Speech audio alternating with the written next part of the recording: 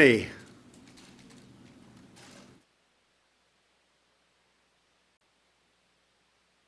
Yes, sir. We have you loud and clear. Well, that's what we like. Great American equipment that works. And this isn't easy. I want to say it's very exciting to be here today. Very, very exciting. And to speak to you live with three brave American astronauts. These are our finest. These are great, great Americans, great people. Two join us from orbit aboard the International Space Station, Commander Peggy Whitson and Colonel Jack Fisher. And Peggy Whitson has been setting records, so we're going to talk about that very soon. I'm here in the Oval Office along with my daughter Ivanka and astronaut Kate Rubins, who recently returned from space and from the space station. Together we are being joined by students all across America, thousands and thousands of students who are learning. They're learning about space, learning about a lot of other things. And they're watching this conversation from the classroom. And all over, we have astronauts and we have everybody. We're flying right now 17,000 miles per hour. That's about as fast as I've ever heard. I wouldn't want to be flying 17,000 miles an hour, but that's what you do. Peggy, Jack, and Kate, I know that America's students are thrilled to hear from you. But first, I want to say that this is a very special day in the glorious history of American space flight. Today, Commander Whitson, you have broken the record for the most total time spent in space by an American astronaut, 534 days and counting. That's an incredible record to break, and on behalf of our nation and, frankly, on behalf of the world, I'd like to congratulate you. That is really something. And I'd like to know, how does it feel to have broken such a big and important record?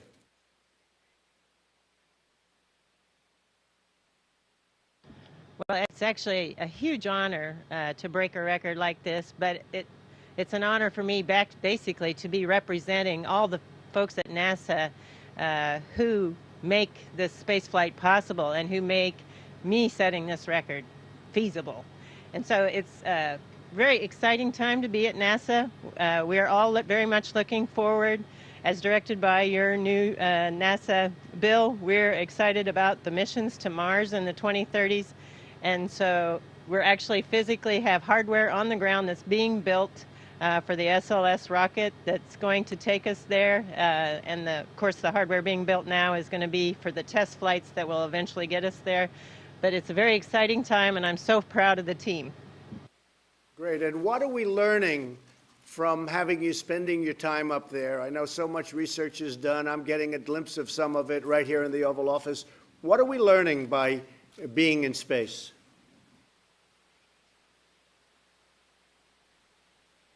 Well, I think probably the International Space Station is providing a key bridge from us doing living on Earth to going somewhere into deep space. So on those Mars missions, we need to better understand how microgravity is really affecting our body, and we need to understand it in great detail. So many of the studies are looking at the human body.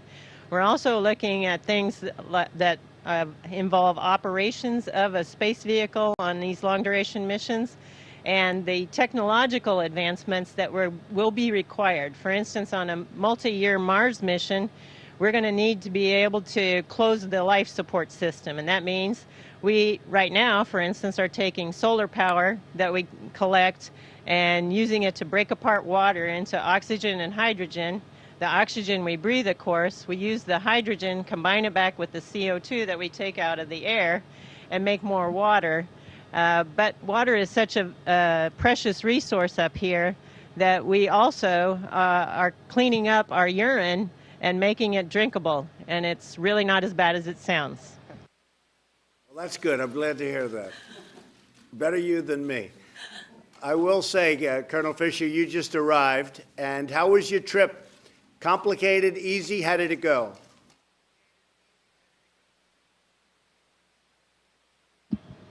Oh, sir, it was awesome. It made even my beloved F-22 feel a little bit underpowered. It was, I launched in a Russian vehicle with my Russian friend Fyodor Yurchikin from Kazakhstan. Got the immediate perspective change as we got to orbit, and I saw that frail, thin blue line of life around the Earth. 6 hours later, we're docked to the station. The next day, I install an experiment in the Japanese module that's going to be looking at new drugs and how we can make those drugs for muscular dystrophy, Alzheimer's, multi-drug resistant bacteria, all sorts of things. A couple hours later, I watched our crewmate Thomas Pesquet, a Frenchman, drive a Canadian robotic arm to capture a spaceship from Virginia carrying 3.5 tons of cargo and science that's going to keep us busy for the next few months and dock that to the station. Sir, it's amazing. Oh, and then, now I'm talking to the President of the United States while hanging from a wall. It's amazing. The International Space Station is by far the best example of international cooperation and what we can do when we work together in the history of humanity. And I am so proud to be a part of it. And it's also just cool. Like yesterday, I had, well, there you go. There's our resident space ninja doing the gravity demonstration. And yesterday morning, I had my coffee in floaty ball form, and sir, it was delicious. So it's awesome. Tell me, Mars, what do you see a timing for actually sending humans to Mars? Is there a schedule, and when would you see that happening?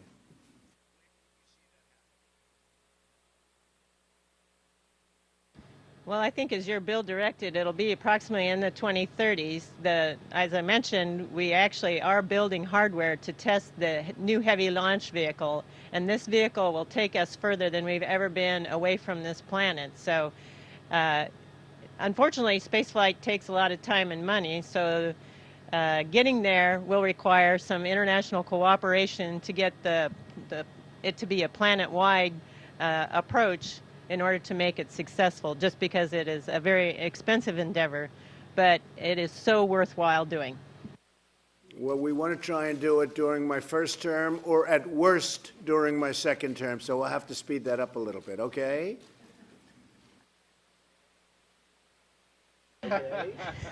We'll do our best. You will, and I have great respect for you folks. It's amazing what you do, and I just want to introduce another great one.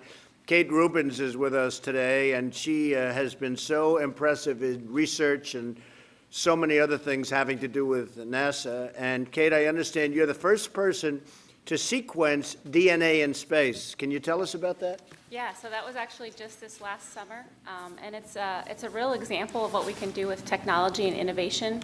We've gotten a sequencer down to the size of your cell phone, and we were actually able to fly that on board the space station and sequence DNA. It's not just the technology demonstration, but we can actually use that to do things like detect microbes on the space station, look at astronaut health. We can easily use that in Earth-based settings, too, to look for disease outbreaks and to do rural health care as well. That's fantastic. That is really great. I saw some of the work, and it's incredible. You know, I've been dealing with politicians so much. I'm so much more impressed with these people. You have no idea. Now, speaking of another impressive person, Ivanka, you've been very much interested in this program. Tell us something about it. Hi, Dr. Whitson. First of all, congratulations on your incredible milestone today. You may know that my father recently signed the Inspire Women Act to encourage female participation in STEM fields across all aerospace areas and really with a focus on NASA. So encouraging women and girls to pursue STEM careers is a major priority for this administration. And today we are sitting with an amazing example of that, Dr. Rubins, and you, Dr. Whitson. So I would love to hear from you. What was the impetus for you to get involved in the sciences? Yeah, so when I was around 15, I actually went to a conference. Actually, And that was very inspiring for me. It was sort of the beginning of recombinant DNA and understanding biology. And so just that exposure to scientists and the kinds of things that you can do with science and technology innovation. Amazing. Dr. Whitson?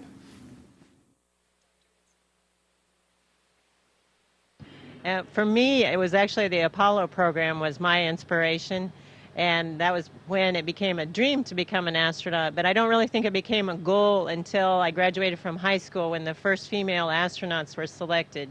And seeing those role models, and with the encouragement of my parents and various mentors in college and graduate school, and when I started working at Rice, that's what made it possible, I think, to become an astronaut. And it took me a lot longer to become an astronaut than I ever really wanted it to take, but I do think I'm better at my job because of the journey. You're an incredible inspiration to us all. So, I would also like to ask you one more question. I'm incredibly curious, as I'm sure all the students across the country are, to know what a day in the life in space is like. Could you share what a typical day looks like, what the challenges are, just any special moments?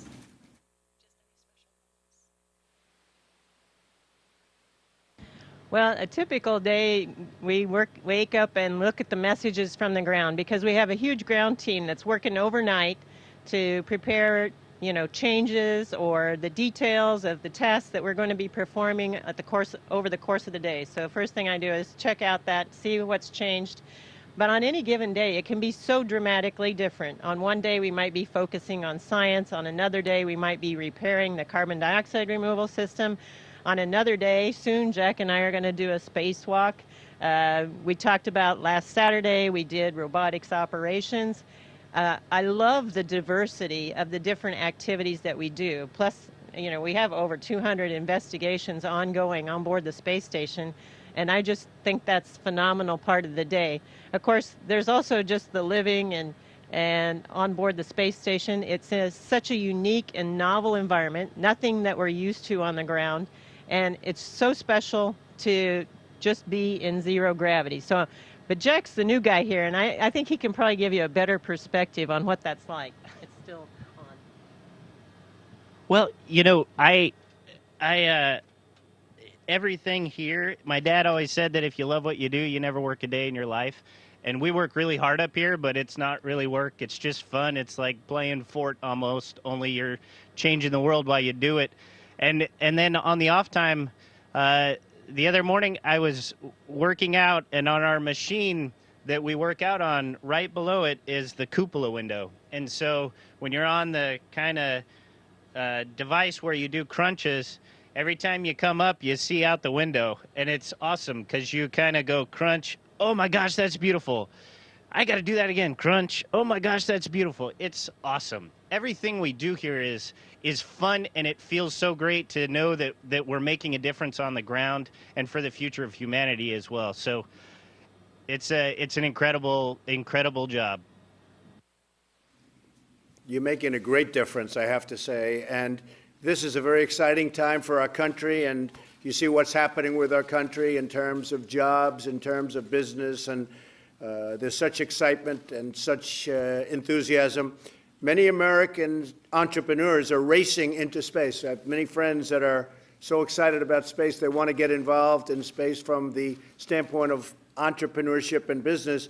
Tell us about the opportunities that could exist for the next generation of scientists and engineers. Is that something that you think a student, because you have so many students, hundreds of thousands watching, is that something that you think that students should be focusing, or should they be thinking about other subjects? What do you think are the opportunities for young students wanting to be involved in space?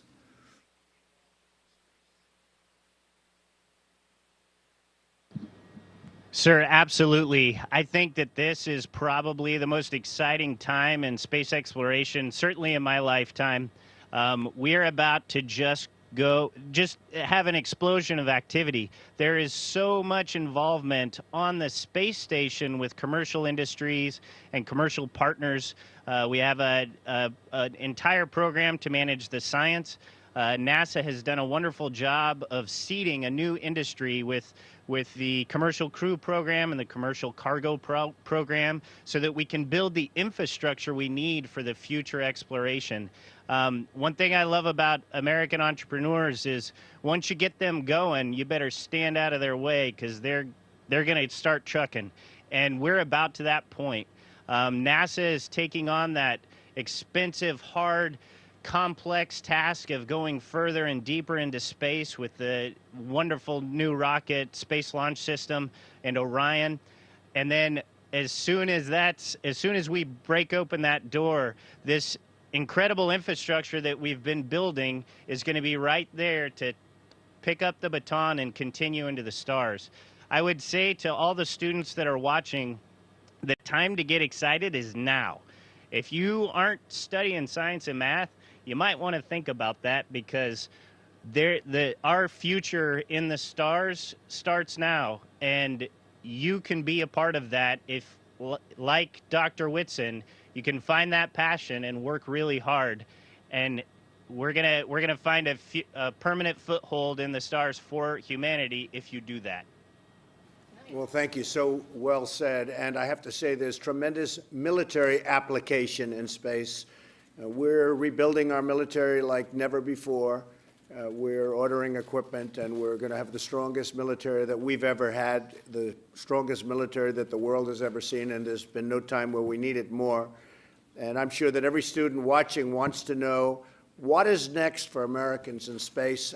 I'm very proud that I just signed a bill committing NASA to the aim of sending American astronauts to Mars. So we'll do that. I think we'll do it a lot sooner than we're even thinking. So which one of you is ready to go to Mars? Are you ready? And I think you're ready. I know you're ready, right?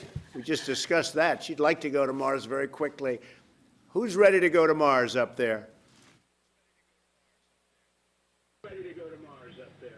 We are absolutely ready to go to Mars. It's going to be a fantastic journey getting there and very exciting times.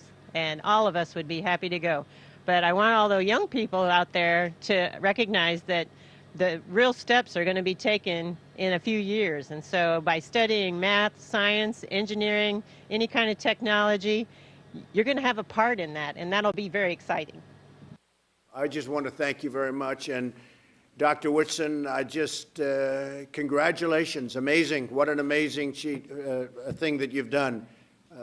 Everybody here, I know your family, but everybody here is incredibly proud of the record you just broke. I hope that every young American watching today finds in your example a reason to love space and think about space, because many great things are going to come out, tremendous discoveries in medicine and so many other fields. So thank you very much. I want to say God bless you. God bless America. We are very,